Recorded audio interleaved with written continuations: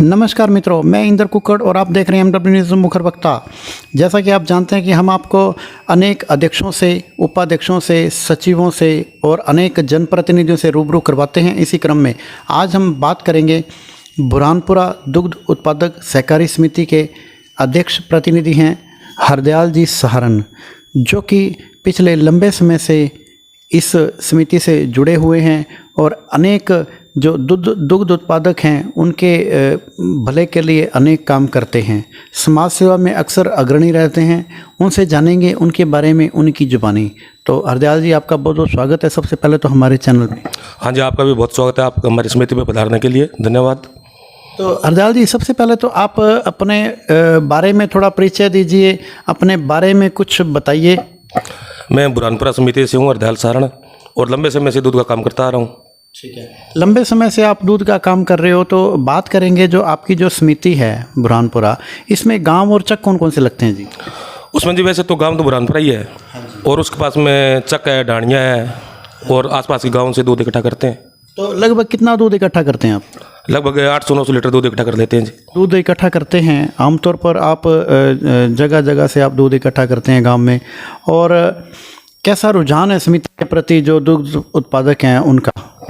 उत्पादकों का रुझान बढ़िया है। उसको अच्छी सरस पशुआहार मिलता है, घी मिल जाता है, टाइम पर पेमेंट हो जाता है, स्वास्थ्य चिकित्सा भी मिल जाती है।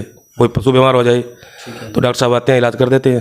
ठीक है, बहुत ही शानदार बात है। तो हरदयाल जी, बात करेंगे जो आपकी जो समिति है, इसमें अनेक दुग्ध उत्पादक हैं। लगभग कितने दुग्ध उत्पादक समिति से जुड़े हुए हैं?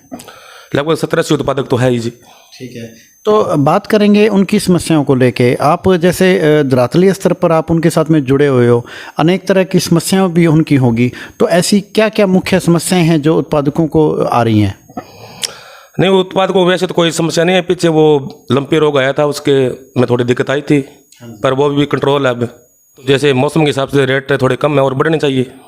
इसमें 5 रुपये ये गवर्नमेंट ने सब्सिडी दे रखी है, अगर वो 5 रुपये काटें तो रेट कम है। ठीक है, तो अब बात करेंगे कंपटीशन के इस दौर में, जैसे रेट को लेके जैसे आपने बात करी, किस तरह से आप जैसे प्राइवेट डेयरियां भी काफ़ी हैं, अनेक और भी कंपनी चल रही हैं, तो जैसे आज का जो दुग्ध उत्पादक है वो आमतौर पर इस व्यवसाय को एक शौकिया तौर पर कर रहे हैं, मतलब एक व्यवसाय के तौर पर नहीं कर रहे हैं, और वो जैसे दूध घर पे लगने के बाद में जो बच जाता है वो दूध देते हैं।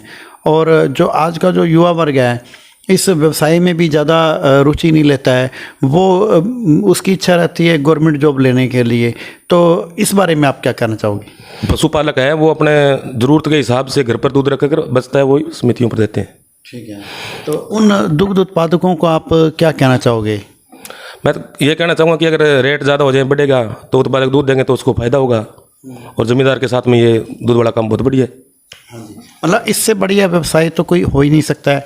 आमतौर पर दूध तो अमृत माना जाता है, ये अमृत का और बहुत ही शालीन व्यवसाय है, और इस व्यवसाय से कमाया हुआ 1 रुपया भी वो कहीं बहुत ही शुभ जगह पर लगता है। तो हरदयाल जी, बात करेंगे कि जैसे आपकी जो समिति है, मुख्य रूप से यहाँ पर और क्या क्या सुविधाएं उत्पादकों को दी जाती है? यहाँ पर दी जाती है जी, ये जो बीज है, सब्सिडी पर बीज आता है वो मिल जाता है, सही वाजिब रेट में सरस घी और पशु आहार उपलब्ध करवा देते हैं।